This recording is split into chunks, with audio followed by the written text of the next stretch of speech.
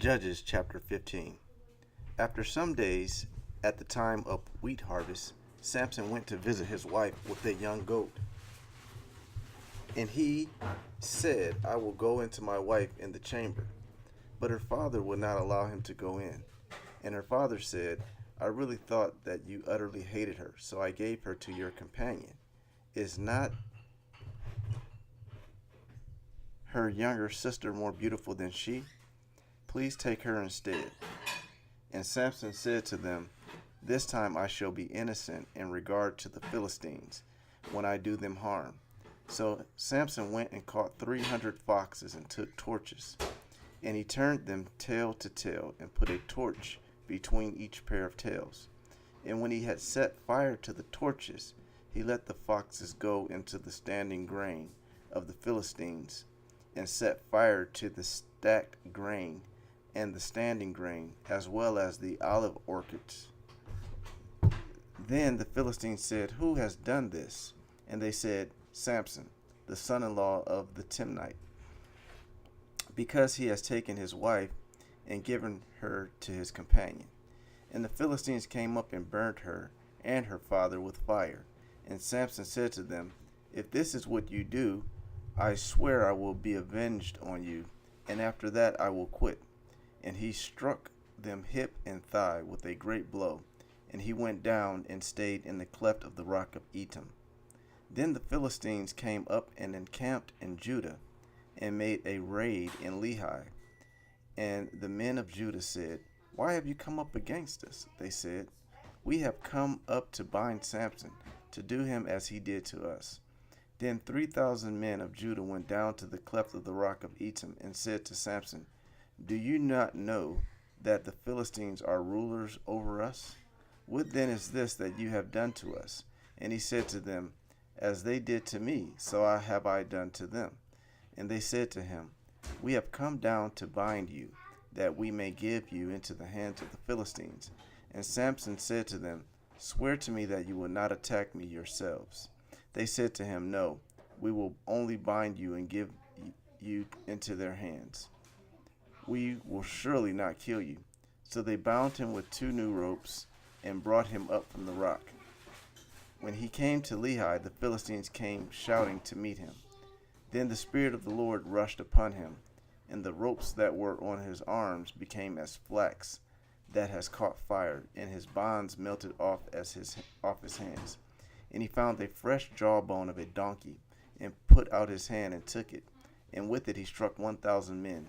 And Samson said, With the jawbone of a donkey, heaps upon heaps, with the jawbone of a donkey have I struck down 1,000 men.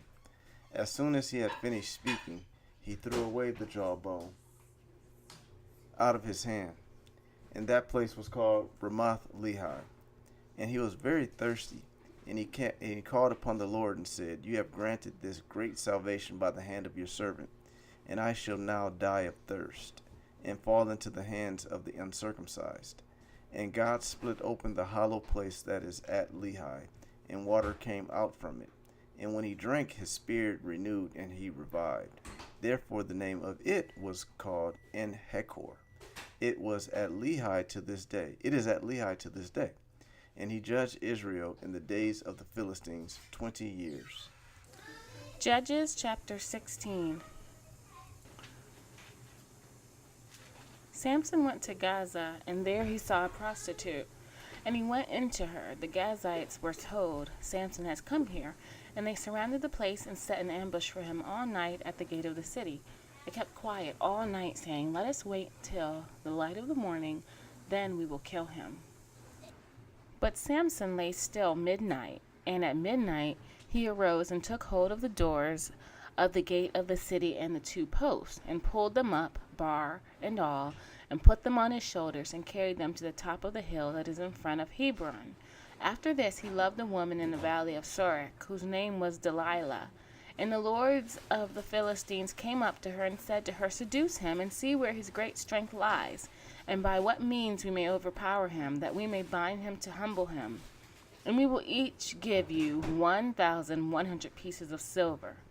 So Delilah said to Samson, "Please tell me where your great strength lies and how you might be bound, that one could subdue you." Samson said to her, "If they bind me with 7 fresh bowstrings that have not been dried, then I shall become weak and be like any other man." Then the lords of the Philistines brought up to her 7 fresh bowstrings that had not been dried, and she bound him with them. Now she had men lying in ambush in an inner chamber. And she said to him, "The Philistines are upon you, Samson." But he snapped the bowstrings as a thread of flax snaps when it touches the fire, so the secret of his strength was not known. Then Delilah said to Samson, "Behold, you have mocked me and told me lies. Please tell me how you might be bound." And he said to her, "If they bind me with new ropes that have not been used, then I shall become weak and be like any other man." So Delilah took new ropes and bound him with them and said to him, "The Philistines are upon you, Samson." And the men lying in ambush were in an inner chamber. But he snapped the ropes off his arms like a thread. Then Delilah said to Samson, "Until now you have mocked me and told me lies. Tell me how you might be bound." And he said to her, "If you weave the 7 locks of my head with the web and fasten it tight with the pin, then I shall become weak and be like any other man." So while he slept, Delilah took the 7 locks of his head and wove them into the web. And she made them tight with the pin and said to him, "The Philistines are upon you, Samson." But he awoke from his sleep and pulled away the pin, the loom, and the web. And she said to him, "How can you say I love you when your heart is not with me? You have mocked me these 3 times, and you have not told me where your great strength lies." And when she pressed him hard with her words day after day and urged him, his soul was vexed to death. And he told her all his heart, and said to her, "A razor has never come upon my head, for I have been a Nazarite to God from my mother's womb. If my head is shaved, then my strength will leave me, and I shall become weak and be like any other man." When Delilah saw that he had told her all his heart, she sent and called the lords of the Philistines, saying, "Come up again, for he has told me all his heart." Then the lords of the Philistines came up to her and brought the money in their hands. She made him sleep on her knees, and she called a man and had him shave off the 7 locks of his head. Then she began to torment him, and his strength left him. And she said, "The Philistines are upon you, Samson." And he woke from his sleep and said, "I will go out as at other times and shake myself free." But he did not know that the Lord had left him. And the Philistines seized him and gouged out his eyes and brought him down to Gaza and bound him with bronze shackles. And he ground at the mill in the prison, but the hair of his head began to grow after it had been shaved. Now the lords of the Philistines gathered to offer a great sacrifice to Dagon, their god, and to rejoice. They said, "Our God has given Samson our enemy into our hand." And when the people saw him, they praised their God, for they said, "Our God has given our enemy into our hand, the ravager of our country, who has killed many of us." And when their hearts were merry, they said, "Call Samson, that he may entertain us." So they called Samson out of the prison, and he entertained them. They made him stand between the pillars, and Samson said to the young man who held him by the hand, "Let me feel the pillars on which the house rests, that I may lean against them." Now the house was full of men and women. All the lords of the Philistines were there, and on the roof there were about 3,000 men and women who looked on while Samson entertained. Then Samson called to the Lord and said, "O Lord God, please remember me, and please strengthen me only this once, O God, that I may be avenged on the Philistine for my 2 eyes." And Samson grasped the 2 middle pillars on which the house rested, and he leaned his weight against them, his right hand on the one and his left hand on the other. And Samson said, "Let me die with the Philistines." Then he bowed with all his strength, and the house fell upon the lords and upon all the people who were in it. So the dead whom he killed at his death were more than those whom he had killed during his life. Then his brothers and all his family came down and took him and brought him up and buried him between Zorah and Eshtaol in the tomb of the Manoah his father. He had judged Israel 20 years. John chapter 2. On the 3rd day there was a wedding at Cana in Galilee, and the mother of Jesus was there. Jesus also invited to the wedding with his disciples.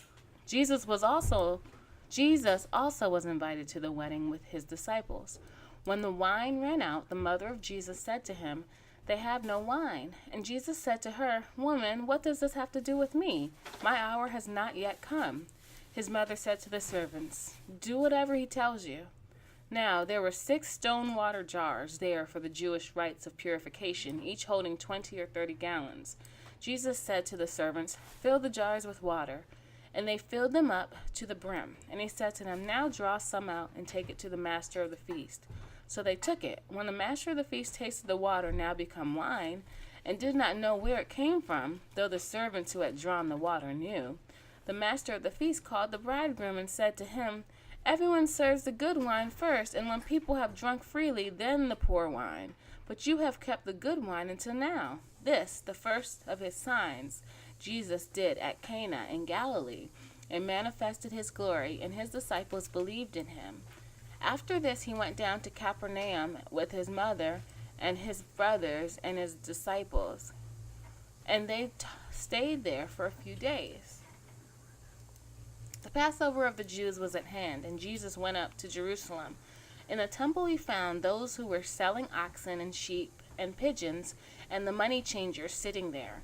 And making a whip of cords, he drove them all out of the temple with the sheep and oxen. And he poured out the coins of the money changers and overturned their tables. And he told those who sold the pigeons, "Take these things away. Do not make my Father's house a house of trade." His disciples remembered that it was written, "Zeal for your house will consume me." So the Jews said to him, "What sign do you show us for doing these things?" Jesus answered them, "Destroy this temple, and in 3 days I will raise it up." The Jews then said, "It has taken 46 years to build this temple, and will you raise it up in 3 days?" But he was speaking about the temple of his body. When therefore he was raised from the dead, his disciples remembered that he had said this, and they believed the scripture and the word that Jesus had spoken. Jesus knows what is in man. Now when he was in Jerusalem at the Passover feast, many believed in his name when they saw the signs that he was doing. But Jesus, on his part, did not entrust himself to them, because he knew all people and needed no one to bear witness about man, for he himself knew what was in man. Psalm 103. Bless the Lord, O my soul, and all that is within me. Bless his holy, and all that is within me. Bless his holy name. Bless the Lord, O my soul, and forget not all his benefits, who forgives all your iniquity, who heals all your diseases, who redeems your life from the pit, who crowns you with steadfast love and mercy, who satisfies you with good, so that your youth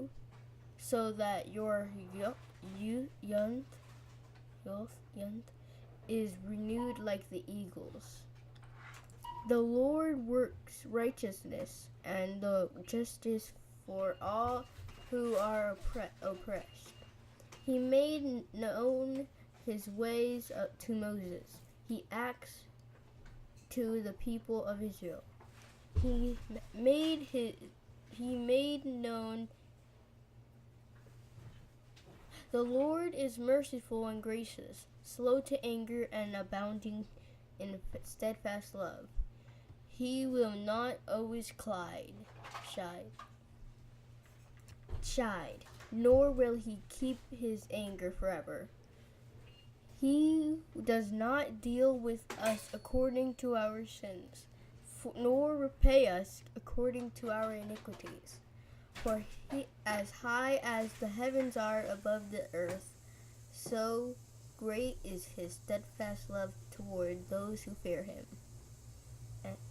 As far as the east is from the west, so far does he remove our transgression from us.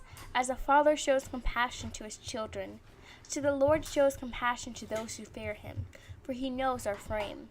He remembers that we are like dust. As for man, his days are like grass. He flourishes like a flower of the field, for the wind passes over it, and it is gone, and in its place no more. But the steadfast love of the Lord is from everlasting to everlasting on those who fear him, and is righteous to children's children who keep his covenant and remember to do his commandments. The Lord has established his throne in the heavens, and his kingdom rules over all. Bless the Lord, O you his angels, you mighty ones who do his word, obeying the voices of his word. Bless the Lord, his host, his ministers who do his will. Bless the Lord, all his works, in all places of the dominion. Bless the Lord, O my soul. Proverbs chapter 14 through 17, verse 17 through 19. A man of quick temper acts foolish, and a man of evil devises is hated. And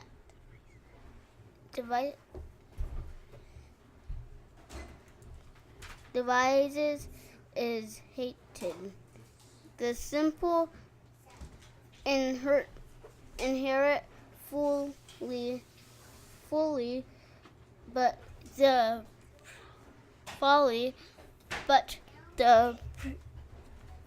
prudent are crowned with knowledge.